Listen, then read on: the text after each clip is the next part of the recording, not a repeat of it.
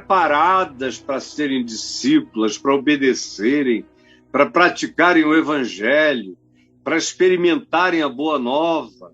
Não é todo mundo, não. Tem que ser de uma certa cepa, tem que ter uma determinada intricidade, tem que ter um âmago melhor. Mentira! Qualquer um, se eu posso, qualquer outro na Terra pode.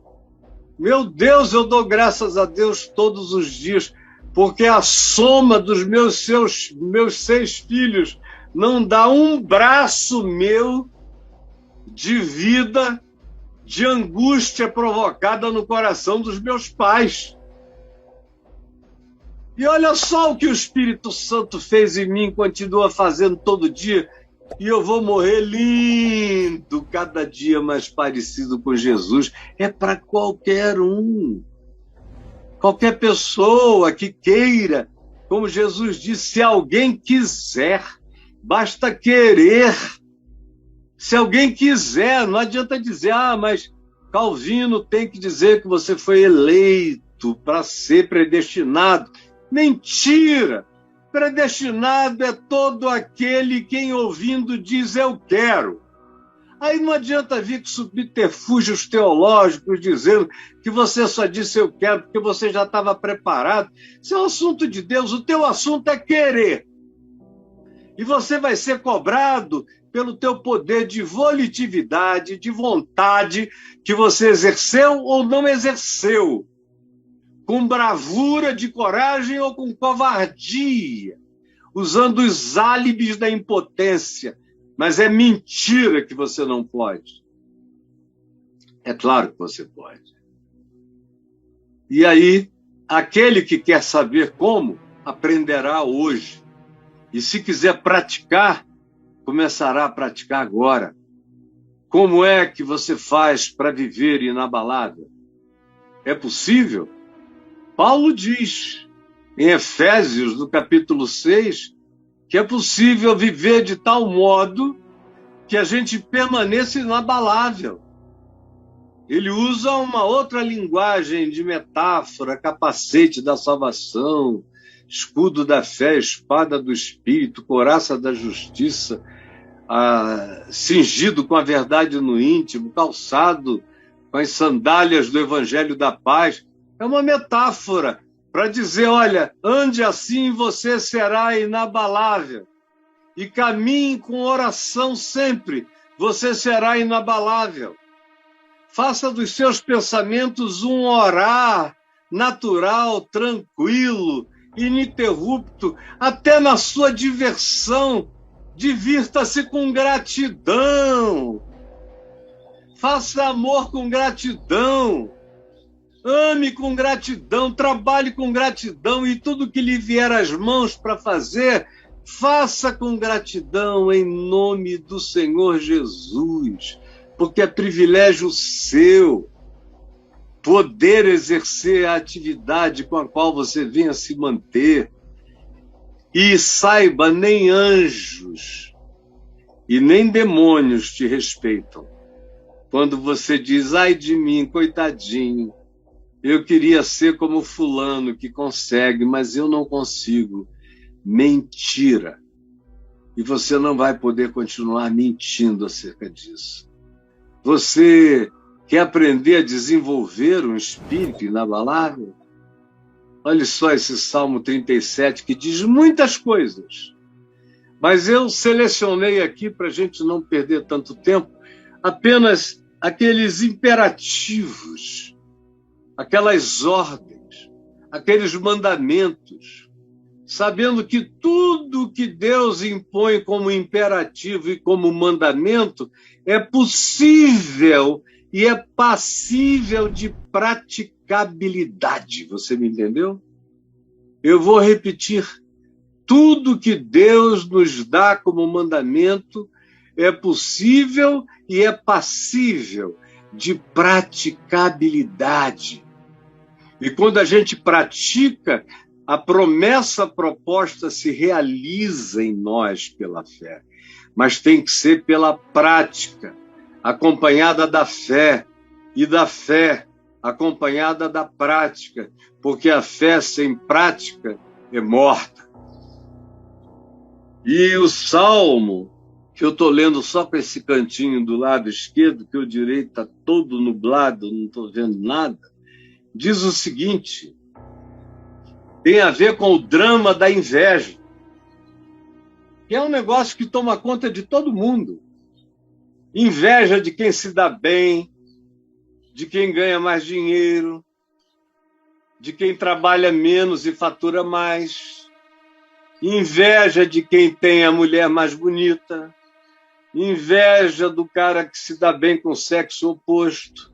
Inveja da amiga que não precisa fazer força para ser buscada, assediada. Inveja da graduação de pessoas que se ranquearam do ponto de vista intelectual e acadêmico acima de você. Inveja dos que conseguiram melhores posições profissionais. Inveja de gente ruim que faz o mal de maneira constante, contínua e parece não experimentar nenhuma consequência. Inveja daqueles que existem para botar a perna, para fazerem outros tropeçarem e aparentemente eles próprios não tropeçam. Inveja daqueles que andam sem Deus, que blasfemam do amor, da vida, da misericórdia, da compaixão, que acham isso coisa de otário, de maricas, de idiotas, de gente sem futuro. E a vida deles aparentemente continua inconsequentemente inalterável. E você morre de inveja. Começa depois de um tempo a dizer: não sei se vale a pena obedecer. Fulano não quer saber de nada, e ganha mais do que eu, casou melhor do que eu, viaja mais do que eu, tem tudo melhor do que eu.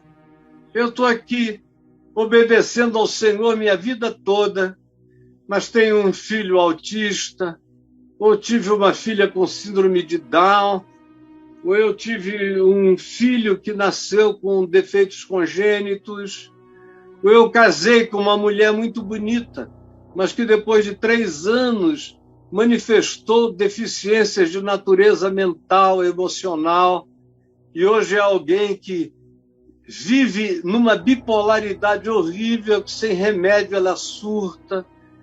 Ou eu fiz tudo melhor, tentei me casar na igreja com uma pessoa crente, para depois descobrir que ela não valia nada. E eu tenho amigos aí que nem tinham essa preocupação e acabaram casando com gente muito boa, amigos e amigas. Aí começa a ter inveja de todo lado. Tem gente com inveja do diabo, sabia?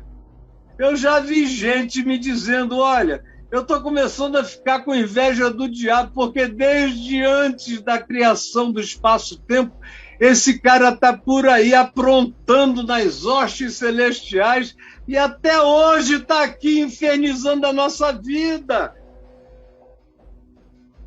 De que me adianta fazer o bem, praticar o bem, me esforçar pelo bem, amar o bem, praticar a justiça? De que me adianta? Olha em volta. Os ateus que conversam comigo, quase nenhum deles, ou praticamente nenhum deles, vem com argumentos de racionalidade filosófica, porque eles sabem que comigo isso nem pega, basta um peteleco e o assunto está morto, porque é burrice vir com esse argumento. E eles sabem que eu sei que quem vem com esse argumento é filosoficamente raso e burro. Aí eles vêm com o argumento da maldade do mundo, de que o universo é lindo, harmônico, mas que a história humana é feita de calamidades, de maldades, de perversos dominando os outros. E eu digo: escuta, então, vai à luta, meu irmão. Se candidata, entra aí. Você acha que você tem potencial? Entra. Você é americano? Vá, trabalhe, se esforce e um dia fique no lugar do Biden. Enfrente os Putins e os filhos dos Putins e faça o que você quiser, mas não olhe para o céu. São os mesmos que dizem: não, eu também não creio em Deus, porque se Deus existir, para dar tudo certo, ele tem que manipular as pessoas, e eu não quero fazer parte de um mundo onde tudo é manipulado. Aí eu digo, olha, se fosse tudo manipulado, você não estava se queixando do que você se queixa. Mas é porque tem livre-arbítrio, é que tudo isso tem a ver com o homem e não com Deus.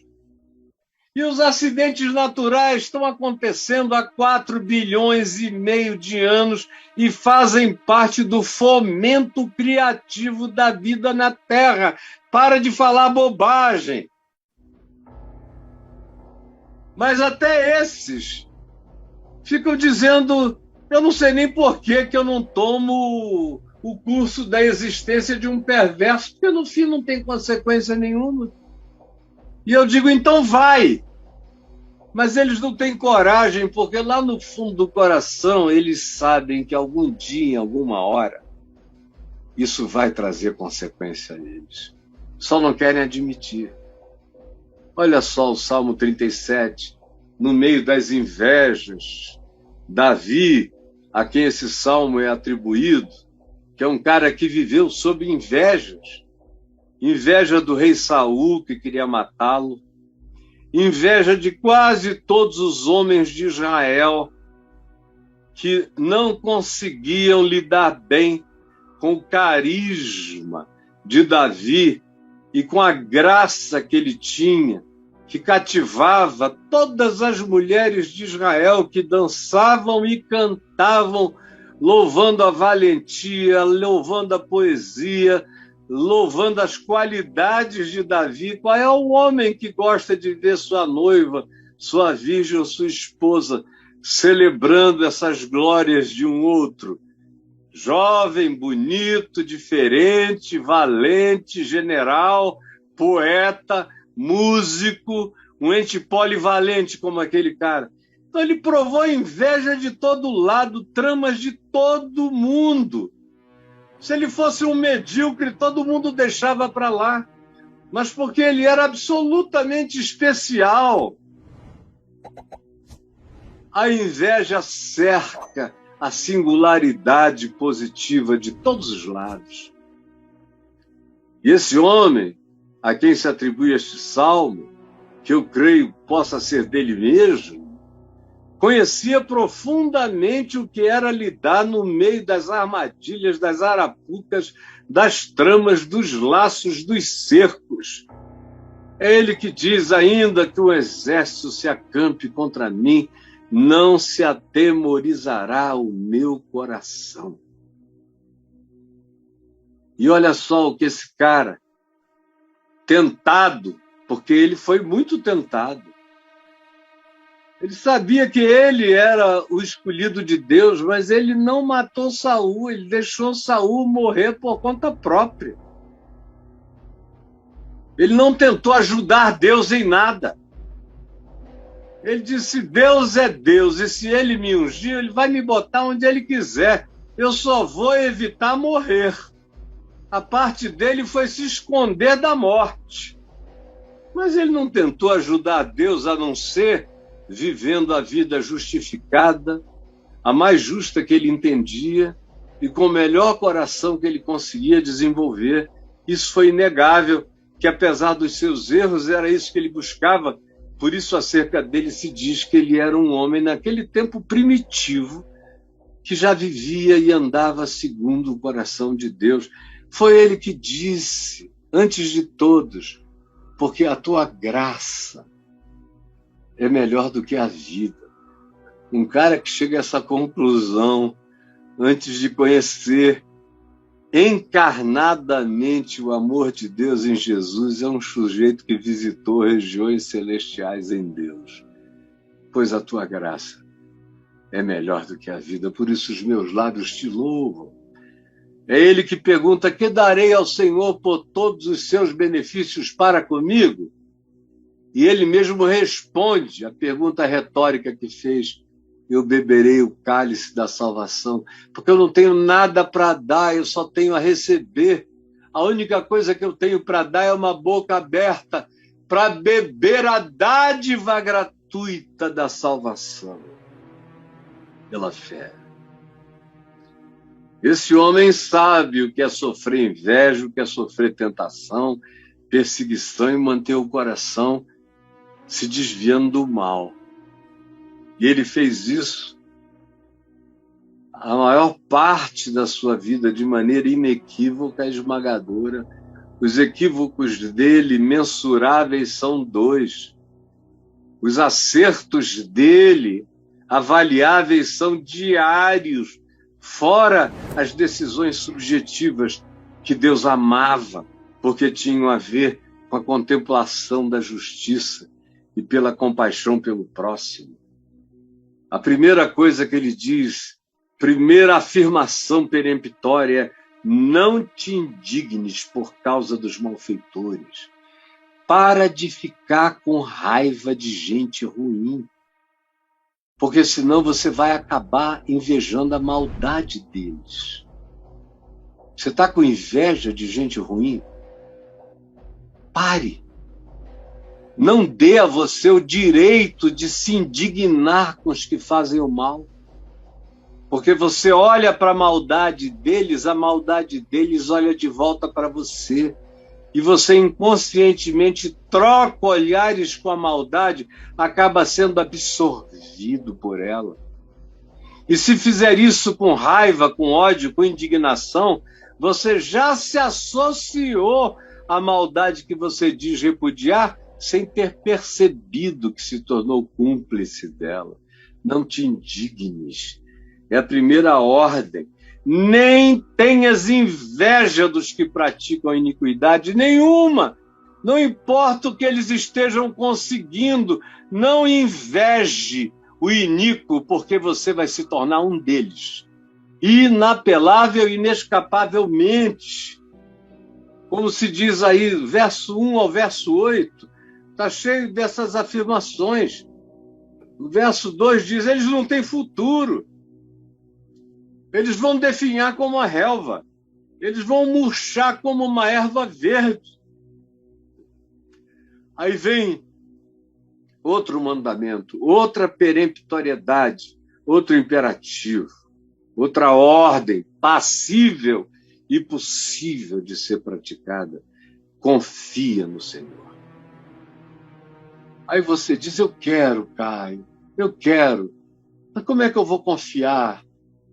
Eu digo: você confia no seu apartamento que não vai chover dentro, confia que o patrão vai pagar o salário, confia que o funcionalismo público não vai falir, confia que a sua segurança num trabalho público não vai ser eliminada, você vai ter segurança até morrer, você confia em medicina, você confia em algumas promessas de prosperidade de pastores e dá dinheiro, dinheiro, dinheiro. Você confia nos homens e no engano deles, mas não confia em Deus porque é invisível. Porque não te oferece nada para você pegar. Porque é pela fé. Aí o cara me diz: é abstrato demais para mim, Caio. Confiar no Senhor. Eu digo: abstrato é confiar nessas coisas que você confia e que murcham como a relva e passam. Passam. Olhe para trás, para a história de todos os grandiosos, onde eles estão. E se você lembra de alguém, não foi por causa das grandes conquistas, foi por causa da grandeza do ser deles. E não do que fizeram fora. Confia no Senhor. Saiba que não é você que banca a sua relação com Ele, é a fidelidade dele que banca o vínculo contigo. Não é morte, nem vida, nem outras coisas que não podem separar Deus do teu amor por Ele. Ao contrário, nada disso pode te separar do amor dele por ti. Só confia que ele é fiel, mesmo quando você é infiel, ele permanece fiel, porque ele não pode negar-se a si mesmo. Ou então diga, eu creio em Deus, mas não creio não. É só da boca para fora, porque confiança, botar o pé no estribo dessa confiança, cavalgar nessa confiança, eu não. Ser honesto é melhor do que viver de engano. Confia no Senhor. E quem confia no Senhor faz o bem. Eu não conheço ninguém que confia no Senhor e faz o mal. Quem faz o mal não conhece a Deus. Porque quem conhece a Deus e confia nele não faz o mal, porque sabe que o mal tem um salário de morte, de juízo sobre ele. Mas aquele que confia no Senhor e faz o bem, esse permanece para sempre. Esse habita na terra. Esse come verdade, se fortalece na verdade. A musculatura mental, espiritual, psíquica e de fé dele é a verdade. É essa entrega, é esse descanso que dá um poder, que manta você com uma força que não existe no universo, a não ser nessa confiança absoluta. Agrada-te, é outra ordem no verso 4, agrada-te. Agrada-te. Tem gente que não se agrada de Deus. Eles se veem obrigados. Papai ensinou, mamãe ensinou. Eu passei a infância ouvindo que tinha punição na igreja e fiquei alimentado pelo medo. Mas, honestamente, eu não obedeço por prazer. É por isso que eu só obedeço mandamentos externos. É por isso que eu não adultero na carne, mas a minha mente é um bordel. É por isso que eu só não mato do lado de fora, mas do lado de dentro eu odeio. É por isso que eu não divulgo mentiras sobre os outros, mas dentro de mim eu ando cheio de maledicência. Porque você nunca se agradou de Deus. Quem não se agrada de Deus não tem como confiar. E quem não confia não tem como se agradar. E para se agradar de Deus, você tem que se alimentar da verdade de Deus e praticá-la. Quanto mais você pratica em confiança, e quanto mais em confiança você crê na verdade, mais você desenvolve esse prazer, essa felicidade.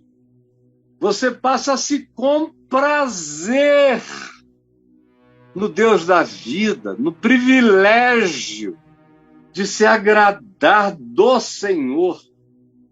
E quando você faz isso, você não precisa nem viver orando, pedindo coisas. Eu passo o dia em oração sem pedir nada.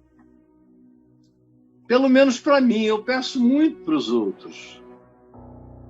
Passo o dia dizendo, Senhor, visita fulana, visita o cicrano, abre a porta para ele, abre a porta para ela.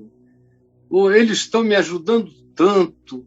Honra a vida deles para que eles vejam o sinal da tua presença com carinho por eles também. E aqui o que se diz é isso. Agrada-te do Senhor e Ele satisfará os desejos do seu coração, os pequenos sonhos. Ele tem prazer em produzir os agrados lícitos na vida da gente, não os caprichos. Deus não unge caprichos, mas ele tem prazer em agradar os desejos lícitos, justos, puros e sinceros, verdadeiros do nosso coração. Agrada-te e ele satisfará. Entrega, entrega. É um passo além da confiança. Para eu ter a coragem da entrega, eu preciso confiar. Para eu confiar, eu preciso aprender a me alimentar da verdade. Quando eu me alimento da verdade, eu me agrado do mandamento, eu vejo que o mandamento de Deus é vida, é saúde para minha mente, é saúde para minha psique, é saúde para as minhas emoções, é saúde para os meus sentimentos, é saúde para os meus caminhos. E aí essa experiência de Deus me coloca justamente com essa capacidade de entregar, de ao invés de pegar o telefone e anarquizar o outro, seu desgraçado, soube que você está falando mal de mim. Não, você ouve, você sabe que estão, mas você não faz nada. Você só se ajoelha e diz, Senhor, tem compaixão dele, dela. Eles não sabem o que dizem, eles não sabem o que fazem. Ilumina a mente dessas pessoas, para que o mal que elas desejam não se volte sobre elas. Tem compaixão delas, para que elas não sejam vitimadas pela sua própria maldade recorrente. Entrega! Não vos vingueis a vós mesmos, diz o Senhor. Ao contrário, dai lugar à ira, à justiça divina. Porque aquele que exerce a sua própria justiça anula a justiça divina em seu favor. Você já fez a sua, que quase nunca é justa, é só perversa e indignada. Agora, aquele que entrega as coisas, entrega as causas, entrega os amores, entrega os filhos, entrega a vida, entrega o trabalho, entrega os esforços. Entrega. Faz a sua parte. Sem ansiedade, sem desespero, sem agonia. Entrega. Eu estou com uma filha fazendo alguns concursos e ela não estava acostumada. No primeiro era um nervosismo danado. Pai, eu não estou preparada. Eu digo, filha, aprende a confiar e a entregar. Estuda, estuda, estuda. Mas no fim, depois que você fez tudo que podia, confia e entrega. Agradece e entrega. Aí ela foi vendo como ela foi melhorando de performance. Quando foi agora, ela estava aflita que ia fazer um concurso para uma coisa que não era a área dela. E agora, pai? Falei, você cresceu na capacidade de confiar, de entregar? Ela disse, cresci. Eu digo, então agora melhore, entregue, vá, faça, volte, durma, descanse, sem ansiedade, vá em paz, faça em paz, volte em paz e entregue. Tua ansiedade não acrescenta um palmo ao teu conhecimento. Só faz apagar até o que você sabia de nervoso. Aí lá veio ela naquela alegria, passei em 13º lugar, pai. Eu falei, você mereceu, fez sua parte. E a parte mais importante foi ter entregado. Eu vi como ela foi livre, tranquila. Faça tudo assim que você só vai crescer. A vida só vai melhorar. Faça a sua parte. E a outra, entregue. Entrega o teu caminho ao Senhor. Confia nele. É um apelo, confia nele. E olha só que coisa maravilhosa. E o mais, o que está para além de ti, o que transcende até o teu poder, ele fará. Eu não tenho que ter desculpa para não fazer a minha parte eu tenho que fazer todinha. Mas se eu entrego e confio, o que está para além de mim, aparece.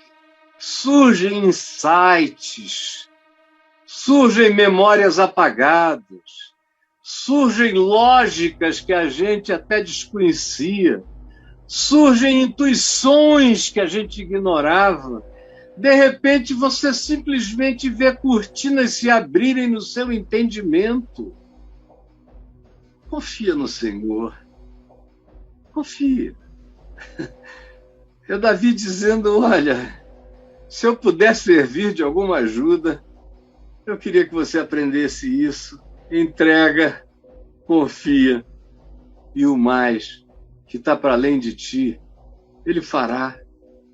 Busca, em primeiro lugar, o reino de Deus, a sua justiça, e as coisas demais serão acrescentadas. Mas faz a sua parte com todo o coração. Faça isso porque o Senhor agirá. Fará sobressair a tua justiça como a luz e o teu direito vai aparecer como o sol ao meio-dia. E eu vejo isso a minha vida inteira. Estou fazendo 67 anos daqui a um mês e pouquinho. Daqui a 3 anos eu estarei um velho de 70. E todos os últimos 50 anos da minha vida foi confiando, entregando, confiando e entregando. Quando meu filho Lucas se mostrou para além do meu alcance, e eu sofria, porque eu que ajudava milhões de pessoas, não estava conseguindo ajudar o meu próprio filho. A Adriana sabe o esforço que eu fiz, mas eu entreguei. Falei, Jesus, nem que ele volte para casa morto, não se atemorizará o meu coração. Ele é teu. E eu confio. E a morte não é a pior coisa que pode acontecer a um ser humano. Porque o justo, diz Isaías 57, 1 e 2, é levado antes que venha o mal e entra na paz. Por isso, o grande mal da vida não é morrer, é viver mal. Confia, entrega, faz o bem, e o Senhor fará sobressair, vai aparecer a tua justiça. Eu nunca levei ninguém à justiça. E as injustiças praticadas contra mim, todas elas foram resolvidas sem eu nem pensar no assunto. Tem alguém que advoga a minha causa enquanto eu descanso. Aos seus amados ele o dá enquanto dorme. Descansa, diz o verso 7. Descansa no Senhor, espera nele. Descansa, descansa. Deita do colo. Dorme em paz. Está na mão dele. Ele não é um sócio nem um moleque. Ele é o Senhor de todas as coisas e criações. Descansa. Entrega. Deita nos braços desse cuidado e não fiques irritado por causa do homem que prospera no caminho mau, por causa daquele que leva a cabo os seus maus desígnios até o fim. Quem quiser fazer o mal e ser assalariado pelo mal que semeia, que o seja. Você descansa na prática do bem, não se compara com ninguém, não olhe para o lado, não se compare. Se você se comparar, o melhor que pode acontecer é você ficar igual ao ser horrível ao qual você se compara e, frequentemente, você acaba aprendendo a ficar pior. A inveja te piora mais do que aquele que é o invejado. Descansa. Deixa Deus levar a tua vida adiante. Não sejas o teu próprio advogado, o advogado da tua causa perante ninguém. Confia no Senhor e não te irrites com aquilo que parecer estranho e diferente. Deixa a ira, é uma ordem, deixa. Ela sobe. 2 tempos, é chegar e é sair. A ira a gente consegue controlar. Consegue controlar. Eu já fui uma pessoa que agia por ira. Se me dessem 10 minutos para pensar, eu não faria mais nada. Porque, graças a Deus, eu sou filho de gente inteligente, gente sábia, gente prudente, gente sensata. Eu aprendi bem as coisas. Mas eu tinha um poder de ira extraordinário, como eu falei ontem aqui. O cara batia no meu ombro e dizia, vou te pegar lá fora, eu já virava encasquetando ele todinho, atropelava e batia a cabeça no chão, digo, levanta para me pegar lá fora agora. Depois eu estava arrependido, depois eu até chorava e dizia, me perdoa, cara, me perdoa. E eu ficava com raiva de mim. Mas eu aprendi que ira a gente controla. Eu não estou para além da ira. Eu vi aqueles caras batendo no cangolês lá na praia, a ira que me deu, eu falei ontem aqui, mesmo velho, se eu estivesse ali, eu tinha botado todo mundo para correr, porque só tem frouxo que não aguentam o olhar nem a voz de autoridade de um homem. Mas eu controlo. E o pior lugar para a gente controlar a ira é em casa. Controlar com a esposa, controlar com os filhos, controlar quando um filho perde a cabeça e fala uma bobagem. Você tem todo o direito de atropelá-lo com a verdade, mas você recolhe esse direito e você entrega ao Senhor e confia nele e diz, Senhor, eu não quero vencer o argumento, eu quero que tu o convertas à consciência da verdade, porque será para sempre. E não haverá o embate dos orgulhos. Por favor, eu deixo a ira, abandono o furor, não me impaciento, não fico dizendo até quando, é uma oração que ninguém nunca me ouviu fazer, nem vai ouvir. Minha primeira esposa, com quem eu tive 4 filhos, e vivi 25 anos, nunca me viu cobrar nada de Deus. Nunca me viu dizer, Senhor, até quando? Senhor, faz justiça em meu favor. Nunca. A única coisa que ela me ouviu dizer foi, Senhor Deus, tu sabes. E tem misericórdia de todos aqueles que precisam de misericórdia para não caírem num poço fundo que lhes fará mal. A minha mulher, com quem eu já estou fazendo daqui a mais 2 anos e pouco, 25 anos de casamento, nunca me ouviu também. Qualquer coisa, qualquer imprecação, qualquer demanda. Senhor, tira esse homem daí, que ele é um diabo. Não. Nunca nem essa oração por ninguém. Eu morrerei sem essa oração na minha boca, sem imprecação de natureza alguma, porque se houver esse tipo de demanda, eu não estou descansado, não entreguei, não confio, não me agrado e não me alimento da verdade. Portanto, nada aconteceu em mim e eu fiquei possesso de inveja, de ira e de amargura. Eu perdi. Você também.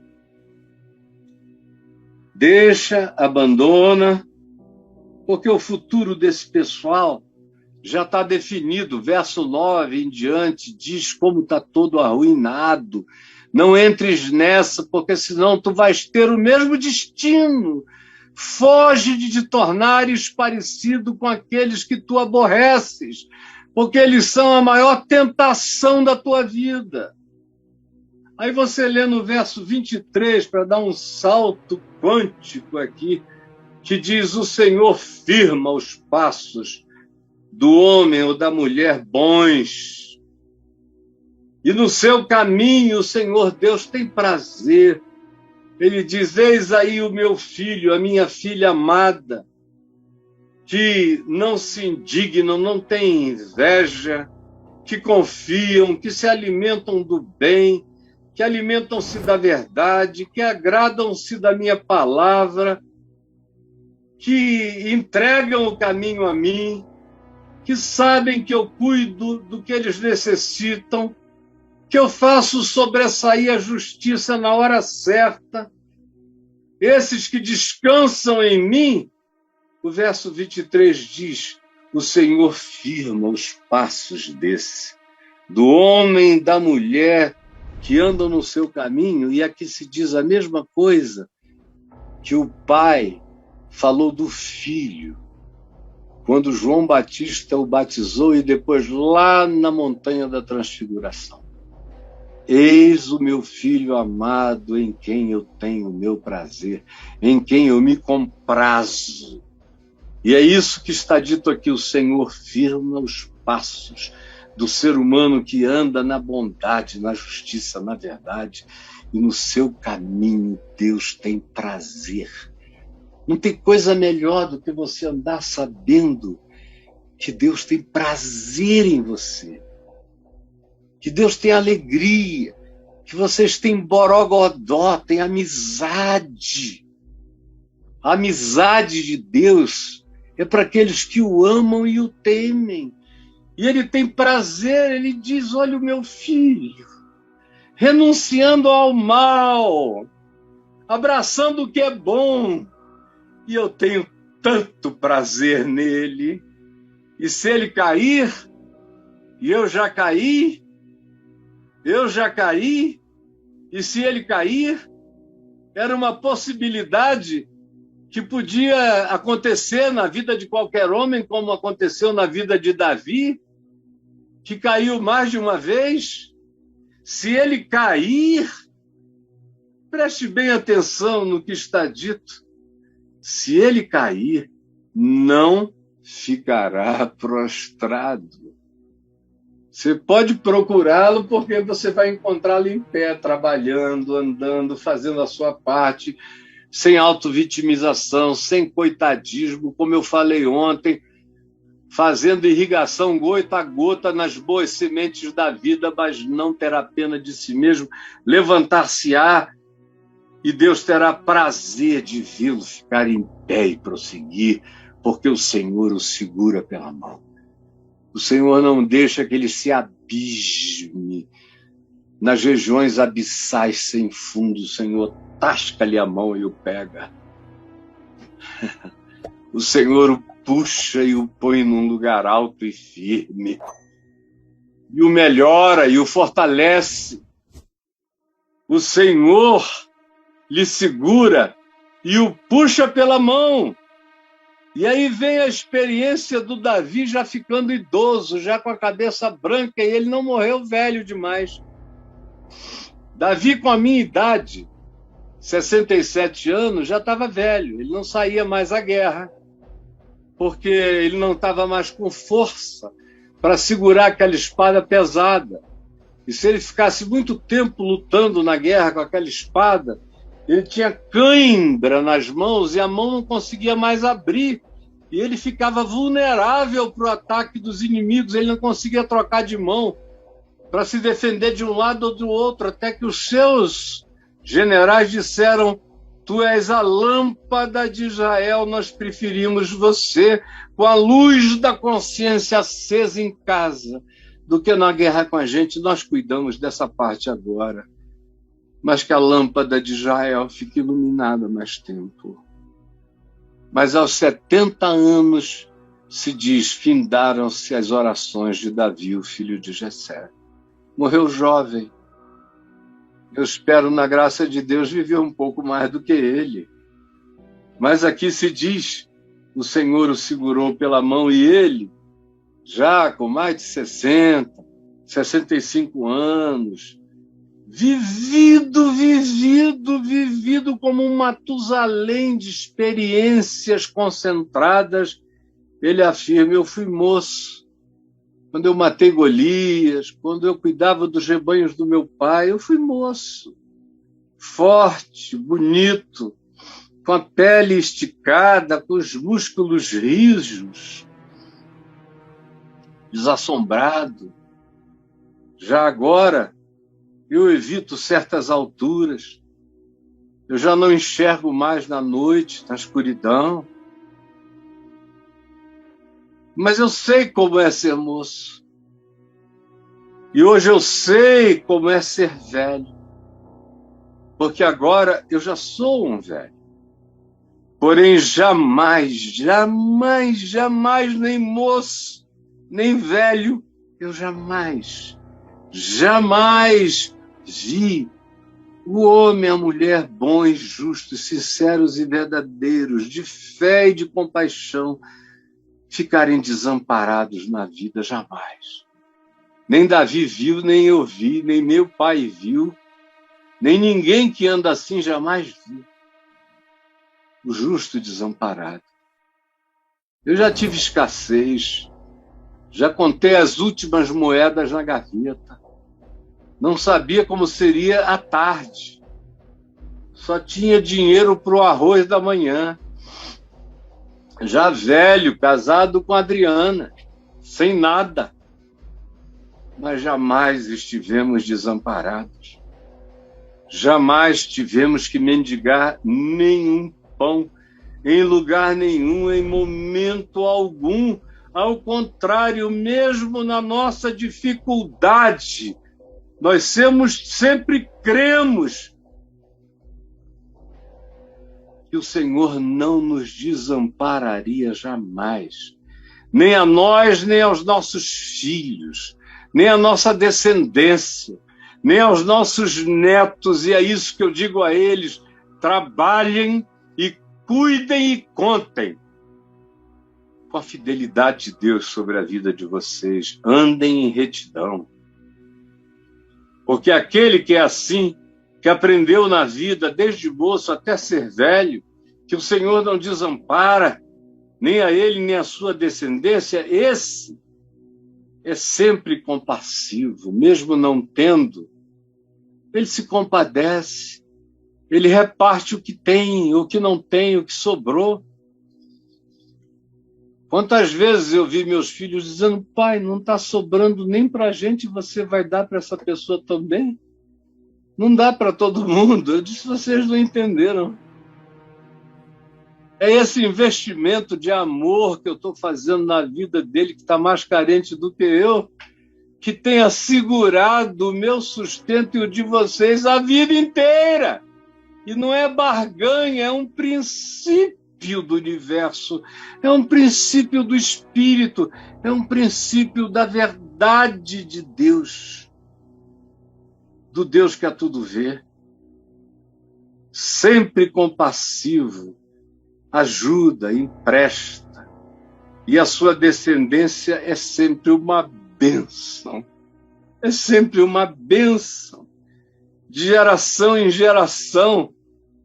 Aí você vê aí do verso 27 o que está dito, de novo: aparta-te do mal e faze o bem, e será perpétua a tua morada.